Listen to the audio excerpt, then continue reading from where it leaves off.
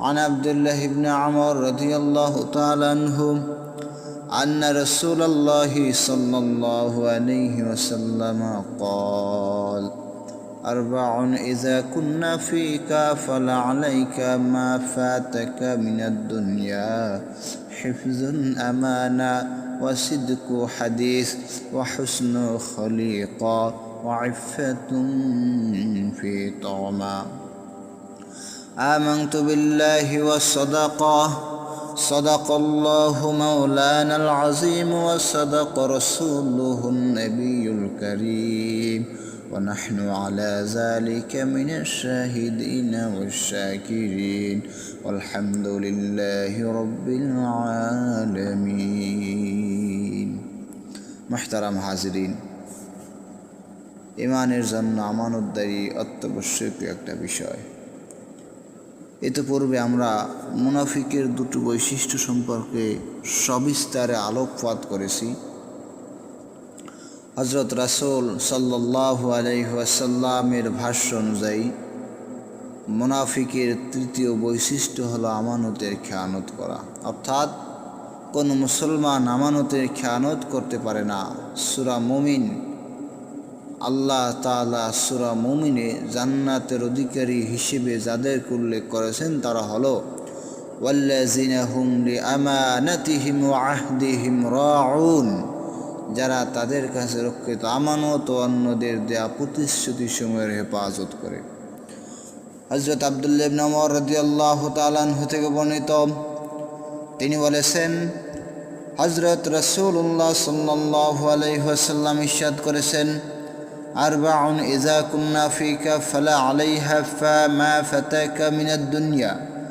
চারটি গুণ এমন রয়েছে, যদি তা তোমার মধ্যে এসে যায়, তাহলে যদি দুনিয়ার কোনো নিয়ামত তুমি না পাও, তা সত্ত্বেও তোমার কোনো দুঃখ না হওয়া চাই। এমন চারটা নিয়ামত যদি কোনো মানুষের মধ্যে থাকে, সে যেন মনে করে দুনিয়ার সব থেকে বড় নিয়ামত আমার মধ্যে আছে। সুতরাং যত বিপদ আপদ বালা মুসিবত যাই আসুক না কেন, কোনো বিপদ বালা মুসিবত এই নিয়ামতের কাছে কোনো কিছু না।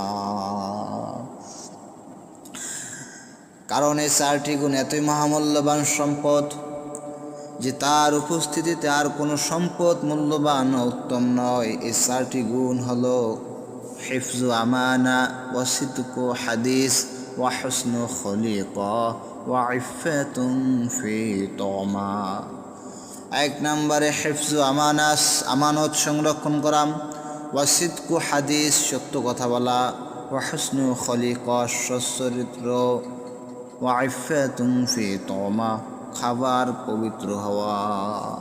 এই চারটা গুণ খুবই সংক্ষিপ্ত কিন্তু এতটাই ব্যাপক যে পূর্ণ দিন তার মাঝে ঢুকে গেছে।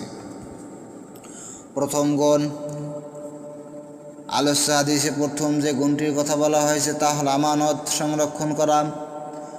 ইসলাম আমানতদারি রক্ষা করে চলার ব্যাপারে বিশেষভাবে নির্দেশ প্রদান করেছে। আল্লাহ তাআলা ইরশাদ করেছেন, ইন্নাল্লাহা ইয়া'মুরুকুম আন তু'আদ্দুল আমানাতি ইলা আহলিহা। আল্লাহ তোমাদেরকে নির্দেশ দিচ্ছেন তোমরা যেন আমানত হকদারের নিকট ঠিকভাবে পৌঁছে দাও। আল্লাহ তোমাদেরকে নির্দেশ দিচ্ছেন তোমরা যেন আমানত হকদারের নিকট ঠিকভাবে পৌঁছে দাও। হযরত রাসূলুল্লাহ সাল্লাল্লাহু আলাইহি ওয়াসাল্লাম তার বহু ভাষণে মিম্বরে আরোহণ অবস্থায় বলেছেন, হে লোক সকল, জেনে রাখো যার মধ্যে আমানতদারি নেই তার মধ্যে যেন ঈমানই নেই। আরেক হাদিসে বর্ণিত আছে, রাসূলুল্লাহ সাল্লাল্লাহু আলাইহি ওয়াসাল্লাম বলেছেন, কোনো ব্যক্তি সততা ও দ্বীনদারি যাচাই করার জন্য কেবল তার নামাজ রোজার প্রতি লক্ষ্য করাকে যথেষ্ট মনে করো না। নামাজ রোজা দেখেই তার ভক্ত সমর্থকে পরিণত হয় না, বরং লক্ষ্য করে দেখবে সে কথাবার্তায় সত্যবাদী কিনা, কোন আমানত তার নিকট রাখা হলে তা যথাযথভাবে আদায় করে কিনা, দুঃখ কষ্ট বিপদে আপদের মধ্যেও তাকওয়ার ওপর অটল থাকে কিনা। শুধুমাত্র কোনো মানুষের নামাজ রোজার মাধ্যমে তাকে সর্বশ্রেষ্ঠ তার অনুসারী তাকে অনুসরণ করা যাবে না। আল্লাহ রসুল বলেছেন, কোনো ব্যক্তি সততা ও দিনদারি যাচাই করার জন্য কেবল তার নামাজ রোজার প্রতি লক্ষ্য করাকে যথেষ্ট মনে করো না। নামাজ রোজা দেখেই তার ভক্ত সমর্থকে পরিণত হয়েও না, বরং লক্ষ্য করে দেখবে সে কথাবার্তায় সত্যবাদী কিনা, কোন আমানত তার নিকট রাখা হলে তা যথাযথভাবে আদায় করে কিনা, দুঃখ কষ্ট বিপদ আপদের মধ্যেও তাকওয়ার ওপর অটল থাকে কিনা।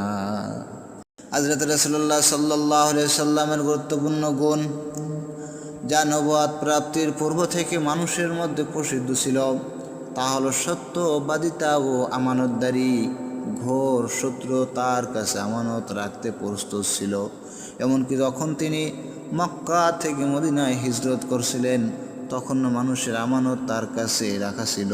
সে আমানতগুলোকে মালিকের কাছে পৌঁছে দেওয়ার জন্য হযরত আলী রাদিয়াল্লাহু তাআলা আনহুকে রেখে এসেছিলেন।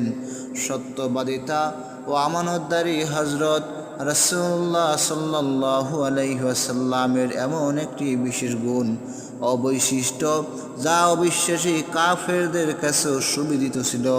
সুতরাং প্রত্যেক মুসলমানের জন্য আমানতের প্রতি সবিশেষ লক্ষ্য রাখা একান্ত কর্তব্য।